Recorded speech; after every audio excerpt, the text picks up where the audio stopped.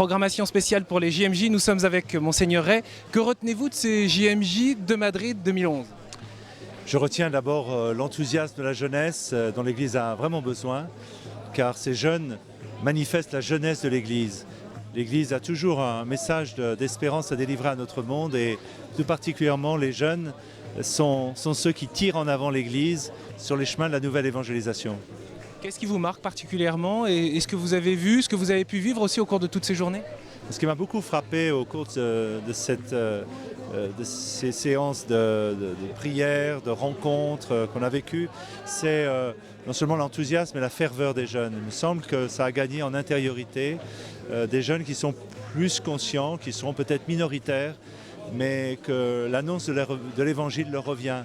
Ils prennent conscience aussi de la beauté de l'Église, de son universalité, et ils reviennent plein d'enthousiasme et avec la volonté d'inscrire cette ferveur dans la vie des communautés chrétiennes, des aumôneries, des paroisses qu'ils fréquentent habituellement. Les prochaines JMJ, Rio de Janeiro au Brésil, 2013, c'est un pays que vous connaissez bien, une église que vous connaissez bien. À votre avis, pourquoi à Rio de Janeiro et que pourrait-il se passer là-bas ? Mais c'est vrai qu'une grande partie de l'avenir de l'Église joue en Amérique du Sud. C'est un pays où le Brésil, il y a une grande ferveur spirituelle, il y a une jeunesse aussi. Et aujourd'hui, ces pays qui ont été évangélisés par l'Europe commencent à évangéliser l'Europe. Et donc il y a dans cette grande nation de 180 millions d'habitants qui représente aussi une grande espérance sur le plan économique. Ça fait partie des pays émergents avec la Chine et l'Inde. Le Brésil est une nation qui est jeune et qui peut apporter à travers ces JMJ aussi à l'Église une espérance pour l'avenir. Pourquoi le pape a-t-il choisi Rio de Janeiro ? Je crois que c'est un choix qui, bien sûr, a été négocié avec la conférence des évêques du Brésil. Au cours des 3 prochaines années, il va y avoir les Jeux Olympiques. Il va y avoir aussi le mondial de football.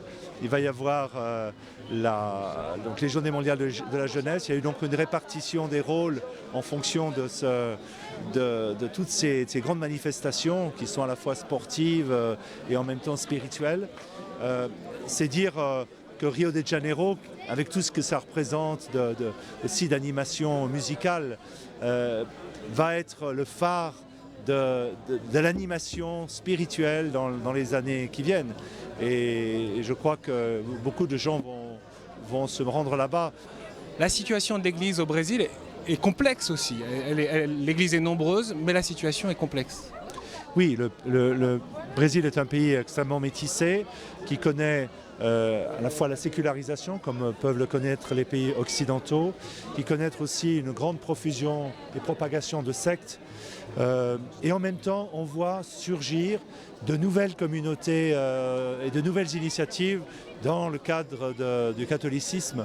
Et donc c'est à la fois un pays de grands défis, de grande espérance, et je crois que là, il y aura quelque chose qui sera important à jouer pour l'avenir même de l'Église, non seulement au Brésil, mais en Amérique du Sud. Merci beaucoup, Monseigneur Ray.